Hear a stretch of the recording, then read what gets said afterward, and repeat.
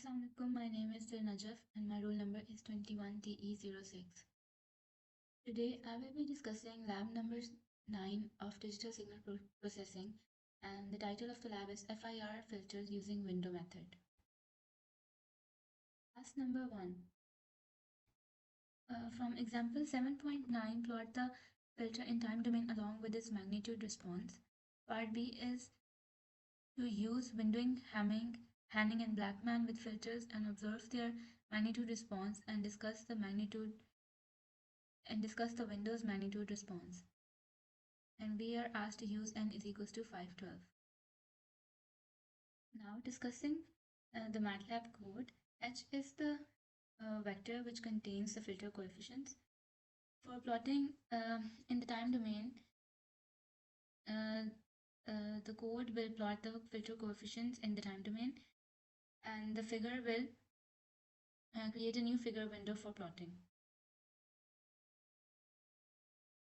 The stem function will plot the coefficients as a stem plot, whereas the plot function will plot the frequency magnitude response of the filter. This line here calculates the frequency response of the filter H using the frequency function. It returns two outputs, H frequency, which represents the frequency response, and omega, which represents the normalized frequencies at which the frequency response is evaluated. Now, if we run the code, there will be two figures. In the first figure, this is the plot of the filter coefficients as a stem plot, and the x-axis represents the index of each coefficient ranging from 0 to the length of h minus 1, and the y-axis represents the value of each coefficient. Now for the second figure, we observe the magnitude response of the filter. The x represents the normalized frequency in units of pi radians per sample, and the y-axis represents the magnitude of the frequency response. Now discussing the part B of task number 1. Here H is a vector that contains the filter coefficients, and length of the filter is 512. Now applying the window functions, Hamming window generates a Hamming window of the same length as the filter coefficients and stores it in the variable Hamming window. This line generates a Hanning window of the same length as the filter coefficients and store it in the variable Hanning window. And this line here generates the Blackman window of the same length as the filter coefficients and store it in the variable Blackman window. H Hamming applies the Hamming window to the filter coefficients. H Hanning applies the Hanning window to the filter coefficients. H Blackman applies the Blackman window to the filter coefficients. This line here computes the computes the frequency axis of the for the FFT, and it ranges from minus pi to pi, and it represents the normalized frequencies. This line here computes an FFT of the filter coefficients after applying the Hamming window and shifts the zero frequency component to the center. This line here calculates the magnitude of the FFT coefficients. The same is done for Hanning and the Blackman window, and then we plot the graph. So now when we run this code, we observe the magnitude response of the filters with windowing. The blue line indicates the Hamming window, the red line indicates Hanning window, and the yellow line indicates Blackman window. Task number 2. Part A. Plot the signal in time and frequency domain along with its magnitude response, and the following are the specifications. Part B is about implementing example 7.5 till 17.10 for the given signal. The solution for the part A is Fs is the sampling frequency, T is the time vector from 0 to 0.02 seconds with the step size determined by the sampling frequency, allowing for the duration of 0.02 seconds. X1 generates a sinusoidal signal with a frequency of 500 Hz. X2 generates a sinusoidal signal with a frequency of 1500 Hz, and X3 generates a sinusoidal signal with a frequency of 1700 Hz. X is the composite signal which, by adding the three sinusoidal signals together. Whereas the capital X computes the fast Fourier transform of the signal X, providing the frequency domain representation of the signal. The figure 1 creates new figure window with the figure number 1 for plotting. Subplot commands create the first subplot in a 2x1 grid of subplots and selects it for plotting. The plot X plots the time domain signal X, and subplot and this command creates a second subplot in the 2x1 grid of subplots and selects it for plotting. And the last plot command plots the magnitude of the FFT signal capital X, representing the frequency domain signal. Now, if we run the code, now the first subplot represents the time domain signal, and the second subplot is the magnitude of its frequency domain representation using FFT.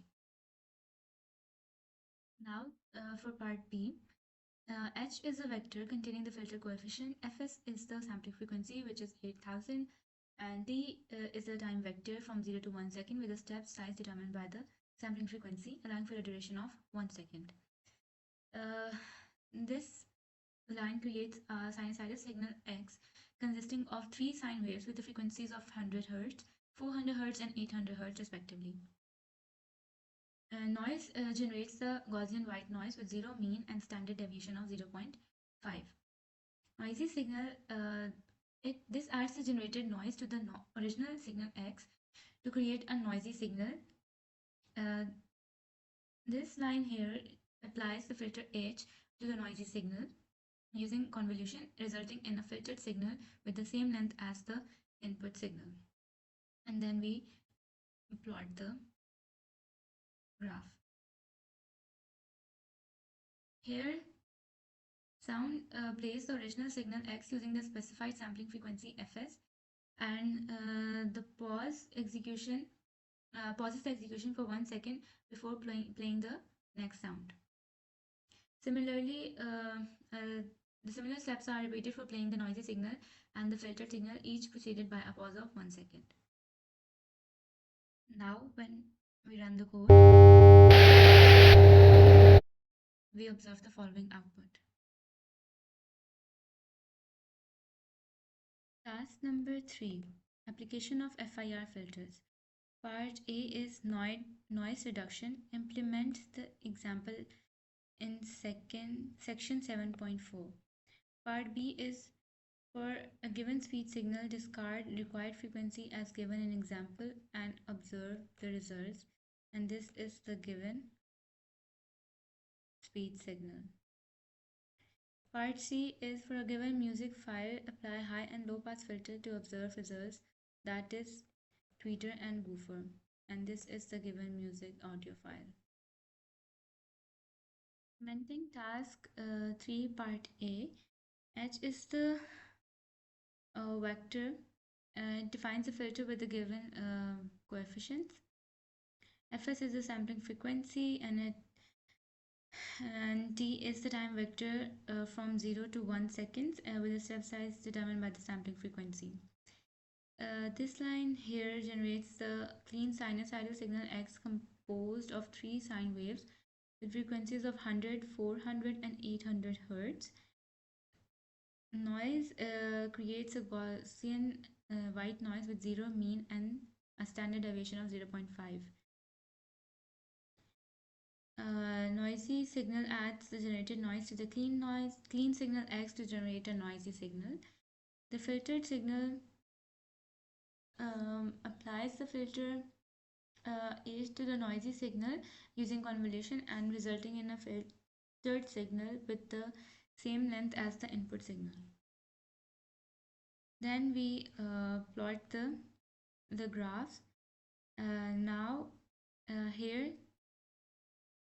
sound plays the original signal X using the specified sampling frequency Fs and pause pauses the execution for 2 seconds before playing the next sound. The similar steps are repeated for playing the noisy signal and the filtered signal, each preceded by a pause of 0.2 seconds. Now we run the code and observe the output.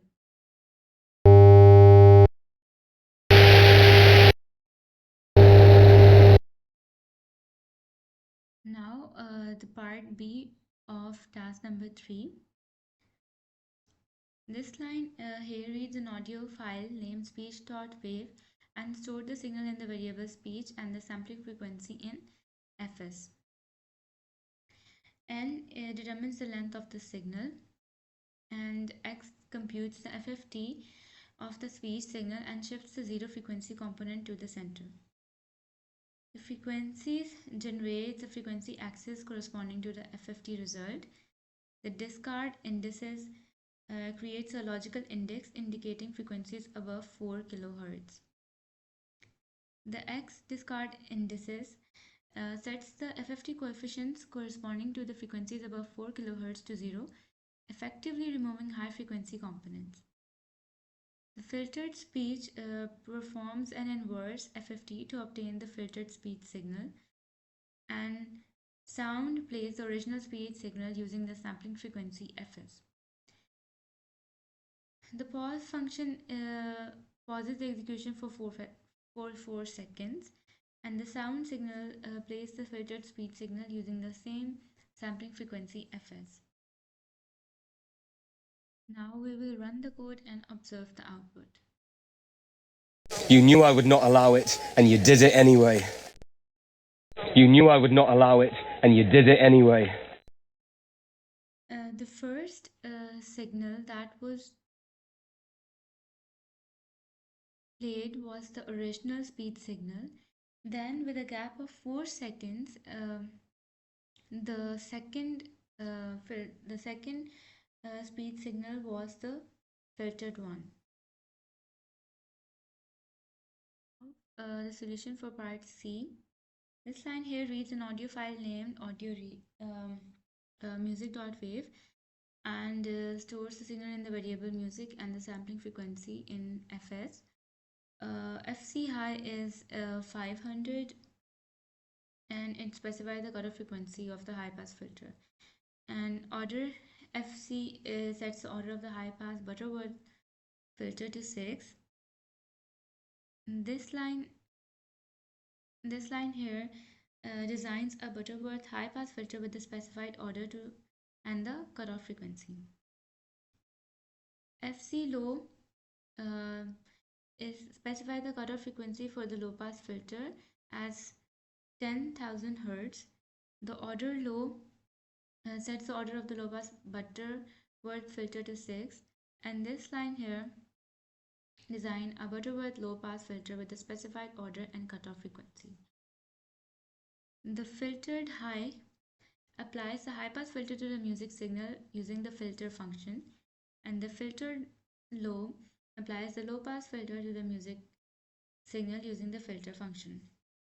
The sound function plays the original music signal using the sampling frequency fs, and the pause function pauses the execution for 10 seconds. This line here plays the music signal filtered with the high pass filter using the sampling frequency fs, and the next pause function pauses execution for another 10 seconds. This line here plays the music signal filtered with the low pass filter using the same sampling frequency fs. Now we will run the code and observe the output.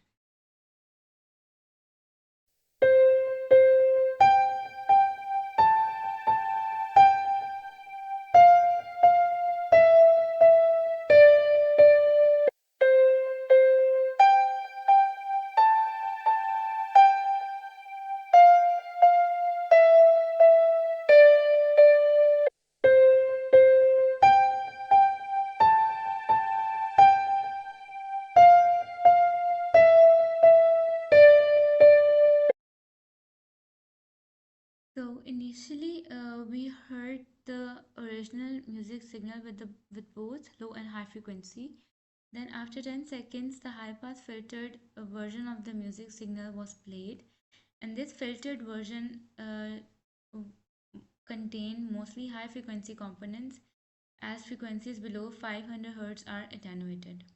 Then after another 10 seconds, the low pass filtered version of the music signal was played, and this filtered version contained mostly low frequency components, as the frequencies above 10 kHz are attenuated. Thank you. That was all from lab number 9. We'll see you in the next video.